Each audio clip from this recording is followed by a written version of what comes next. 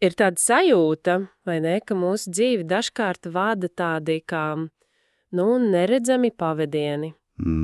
Jā. Tādi slēpti psiholoģiski raksti, kas ietekmē, kā mēs reaģējam, kā veidojam attiecības. Kā lēmums pieņemam. Jā, bieži vien tā, automātiski.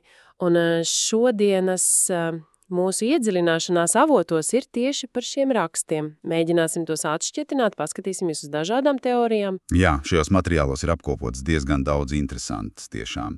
Mēs pieskarsimies transakciju analīzei, tās ir Ērika Bērna idejas par dzīves scenārijiem, par pamatpozīcijām. Jā, tas slavenais es esmu ok. Tieši, un arī Stīvena Karpmana drāmas 3 stūris, tas ir tas, kas tik bieži attiecībās parādās. Un tad vēl ieskatīsimies attīstības psiholoģijā.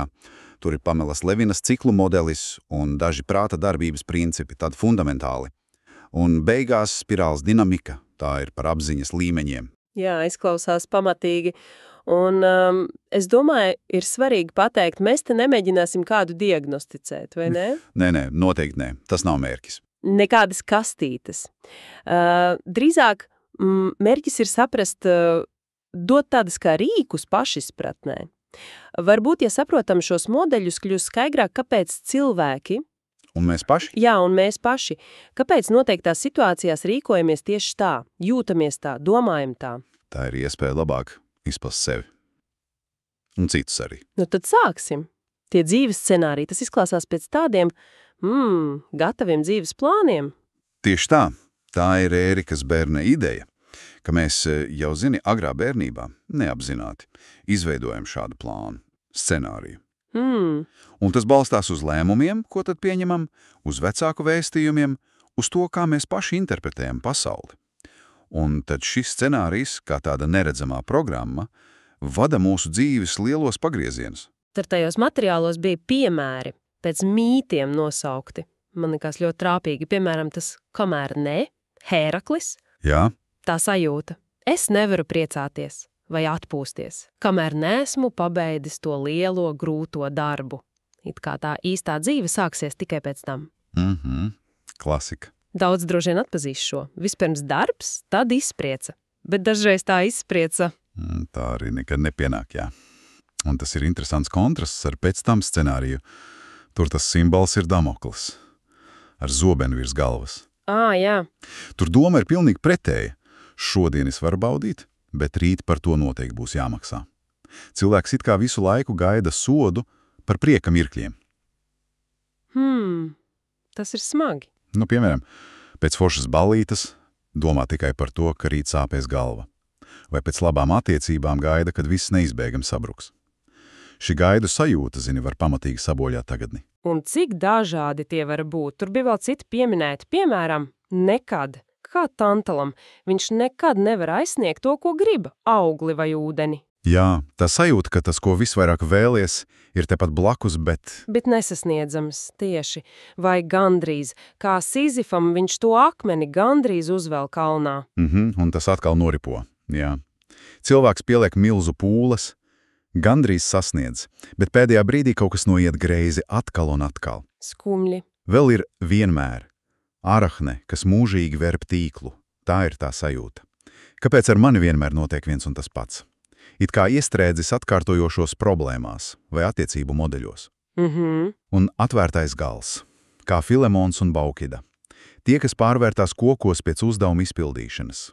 Tas ir par to, ka cilvēks sasniedz lielu mērķi, aiziet pensijā, piemēram, vai izaudzina bērnus. Un tad? Un tad pēkšņi nezina, ko iesākt. Dzīve it kā zūd jēga pēc tā scenārija oficiālās daļas beigām. Tas, kas man tiešām aizķēra šajos materiālos, ir doma, ka tie scenāriji nav tikai abstrakti. Tie ļoti konkrēti izpaužas mūsu ikdienā, bieži vien caur lomām. Un tas mani vedina domāt par to drāmas 3 stūris. Precīzi. Stīvena Karpmana drāmas 3 stūris. Tas ir ārkārtīgi noderīgs modelis, lai saprastu, kā mēs iestrēgstam tādās, neproduktīvās psiholoģiskās spēlēs. Tur ir 3 galvenās lomas – upuris, vajātājs un glābējs. Jā. Un svarīgi saprast, tās nav personības iezīmes.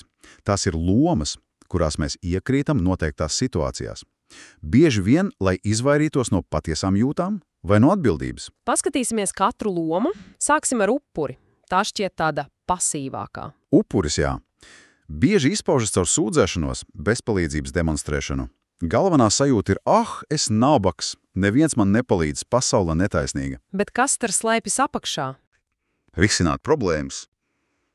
Upuris vai nu meklē glābēju, kurš visu izdarīs viņa vietā. Vai arī provocē vajātāju? Jā, lai apstiprinātu savu upura statusu. Tā var būt arī tāda neapzināta manipulācija, lai dabūtu uzmanību vai izvainītos no rīcības. Skaidrs. Un vajātājs. Tā loma izklausās aktīvāka, bet ne labākā nozīmē. Jā, vajātājs ir tas, kurš kritizē, kontrolē, vaino, uzbrok. Viņš darbojās no pozīcijas es esmu ok, bet tu upuris neesi ok. Tādā pārākuma sajūta. Jā, un vajātājs bieži jauc spēku ar agresiju. Uzskata, ka viņam ir tiesības norādīt citiem, sodot vai kontrolējot. Un interesanti, ka vajātājs bieži attaisno sevi, sakot, viņš pats man izprovocēja, vai es jau to daru viņa paša labā. Bet patiesībā? Patiesībā arī vajātājs izvairās no savām jūtām, piemēram, bailēm, nedrošības, un projicē tās uz āru kā dusmas vai kritiku. Un tad ir glābējs. Šī loma tā, pirmajā brīdī šķiet cēla, palīdzēt taču ir labi. Šķietami. Bet glābēja loma šajā trīsstūrī ir īpaša. Glābējs metas palīgā, bieži vien bez lūguma. Uzbāžas ar palīdzību. Varētu teikt, dara lietas citu vietā, uzņemas svešu atbildību, bet patiesībā, glābjot citus, viņš bieži izvairās risināt savas problēmas, atzīt savas vajadzības. Tā tad ir atšķirība starp glābšanu un īstu palīdzību. Milzīga. Īsta palīdzība veicina otra autonomiju, bet glābšana uztur otra atkarību. Glābēja moto varētu būt, es tikai gribu palīdzēt, bet problēma ir tā, ka viņš bieži gaida pateicību, atzinību. Un ja to neseņem? Tad viņš jūtas nenovērtēts, aizvainots un kļūst par upuri pats. Un tā tas aplis noslēdzas. Tieši tā. Autoros arī uzsvēra šo dinamisko lomu maiņu, piemēram, glābējs palīdz upurim. Upuris sāk kritizēt, tu visu dari nepareizi. Un kļūst par vajātāju. Jā, un bijušais glābējs tagad ir upuris. Es tik ļoti centos, bet viņš tik nepateicīgs. Un tad varbūt parādās jauns glābējs. Tas ir kā tāds nebeidzams karuselis, kurā patiesā problēma netiek risināta, jo visi aizņemti ar lomspēlēšanu un atbildības novēršanu. Jā, un šķiet, ka šī tendence ieņemt noteiktas lomas vai sekot scenārijiem, tā sakņojas kaut kur vēl dziļāk. Mūsu pamatu uzskatos par sevi un par pasauli. Tieši tā. Un te mēs nonākam pie vēl viena bērna koncepta – 4 dzīves pamatpozīcijām. Tās ir tās ok pozīcijas. Jā, tās ir dziļi iesakņojušās pārliecības par sevi un citiem, veidojas ļoti agri un ietekmē visu mūsu dzīvi. Arī to, kā mēs veidojam personīgās robežas. Slavenākā ir es esmu ok, tu esi ok, bet ir vēl 3. Paskatīsimies, kā tās pozīcijas saistās ar robežām. Tas ir svarīgi attiecībās. Sāksim ar to veselīgāko. Es ok, tu ok. Es ok, tu ok. Jā, tā ir veselīgākā pozīcija. Cilvēks ar šādu pozīciju jūtas labi pats ar sevi un pieņem arī citus kā vērtīgus. Robežas šeit ir skaidrs, bet elastīgas. Kā tas izskatās?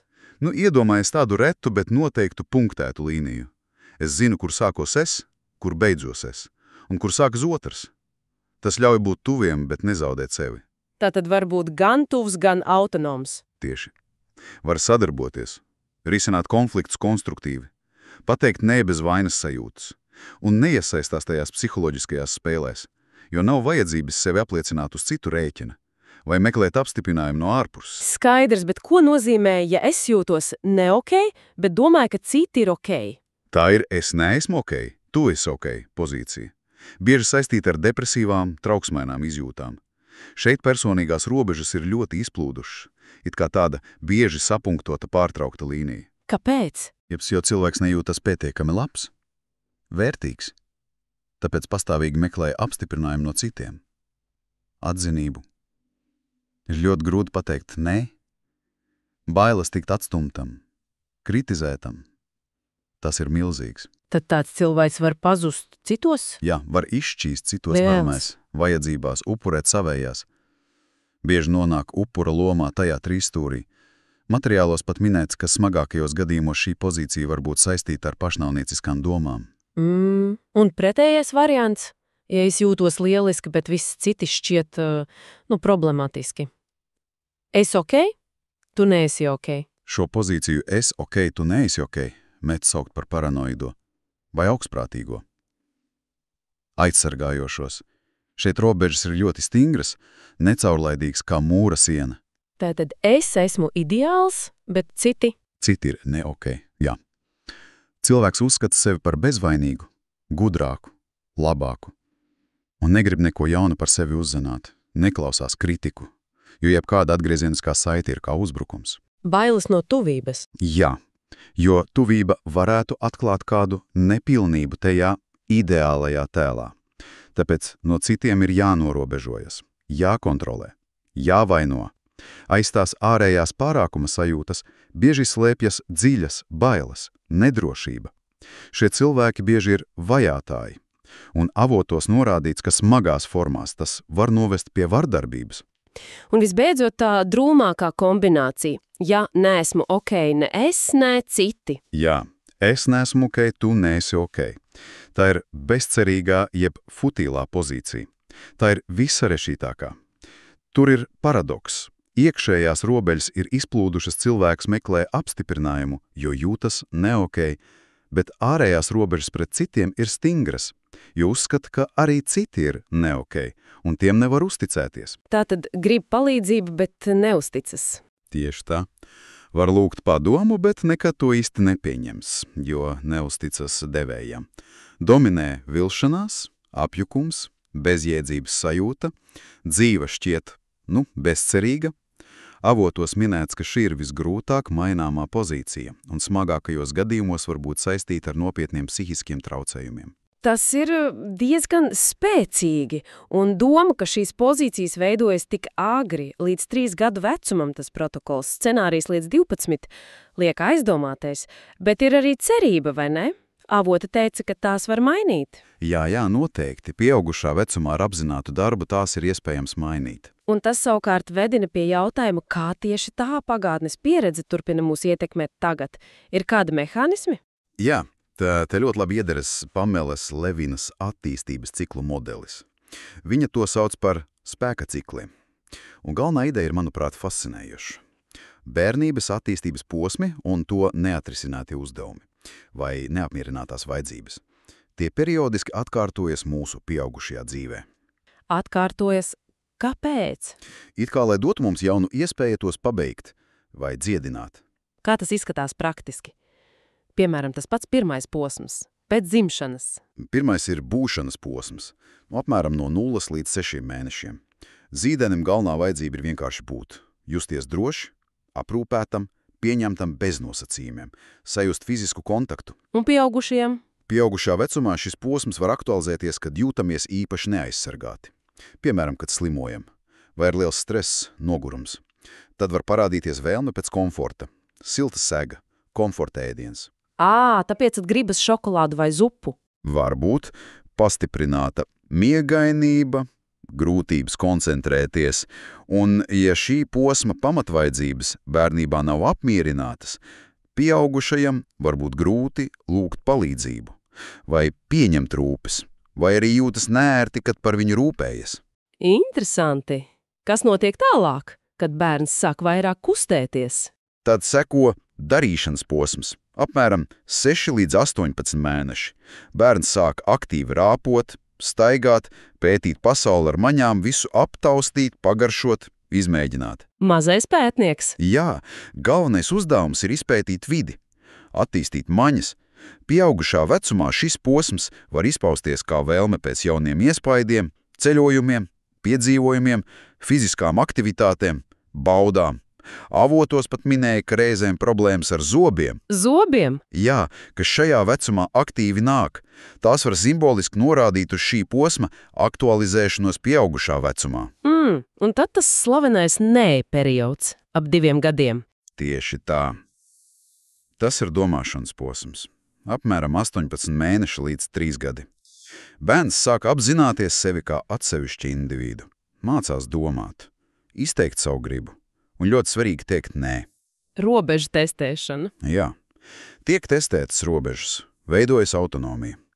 Un ja šajā posmā bērna mēģinājumi būt neatkarīgam tiek apspiesti vai sodīti, tad pieaugušā vecumā var rasties problēmas. Kādas? Grūtības noteikt personīgās robežas, bailes no konfrontācijas, nespēja pateikt nē. Vai tieši otrādi cilvēks var kļūt par hronisku dumpinieku, kurš pretojas jebkurai autoritātei, jebkuriem noteikumiem? Un tur minēja arī par pasīvu agresiju? Jā, pasīvā agresija, solījumu nepildīšana, kavēšanās, aizmāršība, klusa sabotāža. Tā bieži vien ir šī posma neatrisināto konfliktu izpausme. Ir vērts par to aizdomāties. Un droši vien ir vēl citi posmi. Jan Levīna apraksta vēl vairākus. Identitātes un varas posms 3 līdz 6 gadi, par sociālajām lomām, dzimumu, varu, konkurenci, tad maistarības, jeb struktūras posms 6 līdz 12 gadi, apgūt prasmes, mācīties būt kompetentam, strukturēt laiku, darbu. Un pusauģi gadi? Jā, integrācijas atdalīšanās un reģenerācijas posms, pusauģi gadi un tālāk, seksualitātes apzināšanās, identitātes nostiprināšanās, atdalīšanās no vecākiem, savas neatkarīgas dzīves veidošana, integrējot visus iepriekšējos posmus. Tātad būtībā, ja kādā posmā kaut kas ir aizķēries, tās tēmas un vajadzības var periodiski uzpeldēt pieaugušā dzīvē un prasīt uzmanību. Bet tā labā ziņa ir, ka nekad nav par vēlu laimīgai bērnībai. Tieši tā. Tas nozīmē, ka mēs pieaugušā vecumā varam apzināti pievērsties šīm neatrisinātiem vajadzībām, dot sev to, kas toreiz pietrūka. Tas viss kopā liek domāt par milzīgo prāta lomu visos šajos procesos, gan scenāriju veidošanā, gan uzturēšanā, gan arī mainīšanā. Absolūti. Mūsu iekšējā pasaule, domas, pārliecības iztēle ir neticami spēcīga un tieši ietekmē mūsu realitāti. Avotos ir apkopoti vairāki tā sauktie prāta likumi. Tā nav mistika. Tie ir novērojumi par to, kā mūsu prāts darbojās un kā mēs varam tās zināšanas izmantot.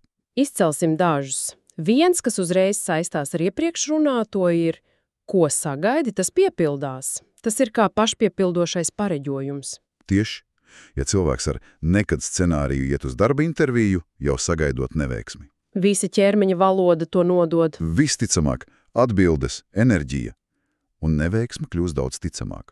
Precīzi. Un cieši saistīts ir likums, iztēle ir spēcīgāka par loģiku vai zināšanām. Pats jā. Bailes no lidošanas, piemēram, lai gan statistika saka ko citu. Jā, mēs varam racionāli zināt, ka lidot ir droši, bet, ja iztēle zīmē katastrofas ainas, bailes var būt paralizējošas. Šis princips arī izskaidro placebo efektu un vizualizācijas spēku. Ja spilgt iztēlojamies vēlamo rezultātu, prāts sāk strādāt tā sasniegšanas virzienā. Vēl viens, kas liek aizdomāties. Prāts dara to, ko tas domā, tu gribi? Kā tas jāsaprot? Vai prāts vienmēr zina, ko mēs patiesi gribam? Nevienmēr. Prāts bieži balstās uz mūsu pagātnes apgalvojumiem, lēmumiem, spēcīgām emocionālām pieredzēm. Piemēram, ja cilvēks pēc sāpīgas šķiršanās sev ir teicis, es nekad vairs nevienam neusticēšos. Tad prāts to uztver kā komandu. Var uztvert kā burtisku komandu un turpmāk sabotēt jebkuras tuvas attiecības, lai pasargātu no iespējamām sāpēm. Tāpēc ir tik svarīgi apzināties savus iekšējos dialogus un apzināti formulēt, ko mēs vēlamies tagad, nevis turpināt dzīvot pēc veciem, neapzinātiem lēmumiem. Tātad mums aktīvi jāstūra savs prāts, jāvada vēlamajā virzienā. Kā ir ar to tiekšanos pēc baudas un izvairīšanos no sāpēm? Jā, likums prāts cenšas izvairīties no sāpēm un tiekties pēc baudas ir ļoti būtisks, motivācijas zinulis, bet izšķirošais ir tas, ka mēs paši bieži neapzināti, balstoties uz pieredzi, pārliecībām, definējam, kas mums asociējas ar sāpēm un kas ar baudu. Piemēram? Kāds varētu vēlēties būt finansiāli veiksmīgs? Tā būtu bauda. Bet vienlaikus zemapziņā saistīta lielu naudu ar milzīgu stresu, atbildību, skaudību no citiem. Tās būtu sāpes. Un tad prāts pretojas. Jā, prāts var radīt pretestību panākumiem, jo sāpju faktors šķiet stiprāks. Risinājums ir apzināti pārvērtēt šīs asociācijas un saistīt vēlamo mērķi, veselību, labklājību, attiecības ar pozitīvām sajūtām, emocijām. Tātad jāiemāca prātam, ka tas, ko vēlamies, ir patīkami un droši. Varbūt vēl kādu likumu īsumā. Kas palīdzētu šajā procesā? Noteikti. Vēl svarīgi ir, prāts rēģē uz tēliem un vārdiem. Tas uzsver pozitīvās pašsuģestijas nozīmi. Afirmācijas, vizualizāciju, vārdiem un mentāliem tēliem ir milzīgs spēks. Jā. Tad prāts mācās caur atkārtošanu. Jaunas pārliecības vai ieradumi neveidojas vienā dienā. Vajadzīga apzināta, regulāra atkārtošana, lai nostiprinātu jaunus neironu ceļus smadzenēs. Pacietība un neatlaidība. Tieši tā. Un visbeidzot, prāts dod priekšroku pazīstamajam. Tas izskaidro, kāpēc ir tik grūti mainīt ieradumus. Vecais, ierastais, pat ja tas ir nepatīkams, šķiet drošāks nekā nezināmais jaunais. Tātad jaunais jāpadara pazīstams? Jā. Jaunais vēlamais stāvoklis, piemēram, pašpārliecinātība vai veselīgs dzīvesveids jāpadara par pazīstamu un komfortablu. Caur praksi, vizualizāciju. Tas viss kopā veido ainu, kur mūsu iekšējie dialogi, pārliecības, pat neapzinātas pagātnes programmas, burtiski veido mūsu pieredzi. Tas ir gan nedaudz biedējoši, gan arī ļoti iedvesmojoši. Jā, jo norāda uz pārmaiņu iespējamību. Un, lai šo visu ieliktu vēl plašākā kontekstā, varbūt pat sabiedriskā, avoti piedāvāja ieskatu spirāles dinamikā. Tas ir diezgan komplekss modelis, vai ne? Jā, spirāles dinamika. Balstās Klerka Greivs pētījumos. Tālāk attīstīja Dons Beks un Kristofers Kovans.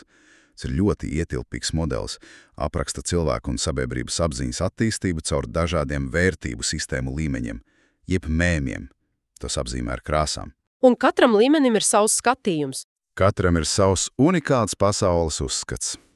Motivācija, domāšanas veids, vērtības. Un tas nav tāds lineārs kāpums.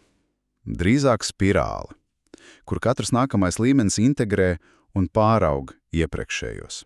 Varbūt varam ieskicēt dažus līmeņus, tādus kontrastējošus, lai saprastu pamatideju. Sākot no tiem, kas vairāk uz izdzīvošanu, spēku orientēti. Protams, piemēram, sarkanais līmenis. Tas ir izteikti orientēts uz varu un spēku. Dominē impulsivitāti, egocentrisms, tūlītējā vēlmju apmierināšana. Princips stiprākajam taisnība. Kā tas izskatās attiecībās vai sabiedrībā? Hierarhija balstās uz spēku, fizisku vai psiholoģisku, ja sasaistām ar transakcijas analīzi. Šeit bieži dominē impulsīvais bērna ego stāvoklis un autoritārs vecāka stāvoklis. Drāmas trīsstūrī šādi cilvēki bieži ir impulsīvi vajātāji vai arī kļūst par agresijas upuriem. Sabiedrībā tas var izpausties kā bandas, feodālas struktūras vai autoritāra režīmi savās primitīvākajās formās. Un kas notiek, kad cilvēki vai sabiedrība tiecas pēc lielākas stabilitātes, kārtības? Tad parādās zilais līmenis. Tas ir orientēts uz kārtību, likumu, pienākumu, absolūto patiesību. Šeit galvenās vērtības ir stabilitāte, noteikumi, hierarhija, morāle bieži reliģiska vai ideoloģiska, upurēšanās kopējam labumam vai augstākam mērķim. Tātad skaidrs pareizi un nepareizi. Jā, skaidrs iedalījums pareizi-nepareizi, labi slikti. Transakciju analīzē te spēcīgs ir kontrolējošais vecāka ego stāvoklis. Drāmas trīsstūrī cilvēks var būt vajātājs kā noteikuma vai morāls sargs, vai arī upuris sistēmai, kurš jūtas apspiest vai ierobežots. Daudzas tradicionālās sabiedrības birokrātijas fundamentālistiskas kustības darbojas primāri no zilā līmeņa. Un tālāk, kad cilvēks sāk vairāk fokusēties uz sevi, uz sasniegumiem, tas šķiet ļoti raksturīgi mūsdienu rietumu pasaulē. Jā, tas ir oranžais līmenis, sasniegumi. Šeit dominē racionālisms, efektivitāte, konkurence, materiālais progress, zinātne, tehnoloģijas un tiekšanās pēc personīgā labuma panākumiem. Uzvarēt par katru cenu. Mērķis ir uzvarēt, būt labākajam, sasniegt rezultātus, brīvais tirgus, kapitālisms, modernā zinātne Lielā mērā oranžā līmeņa izpausmes. Transakciju analīzē šeit ļoti aktīvs ir uz mērķiem orientētais pieaugušā ego stāvoklis. Drāmas trīsstūrī var izpausties kā konkurējošs vajātājs, piemēram, biznesā, vai arī kā upuris, ja jūtas nenovērtēts par sasniegumiem, vai zaudē konkurencē. Un pēc šī individualisma un konkurences, kas ir nākamais solis spirālē? Pēc oranžā bieži seko zaļais līmenis – kopiena un harmonija. Šeit uzsvars tiek likts uz empātiju, vienlīdzību, cilvēciskajām attiecībām, sadarbību, toleranci, sociālo taisnīgumu, rūpēm par vidi. Tātad vairāk uz grupu, nevis individu. Jā, svarīga kļūst grupas piederības sajūta, kopienas veidošana, visu viedokļu uzklausīšana.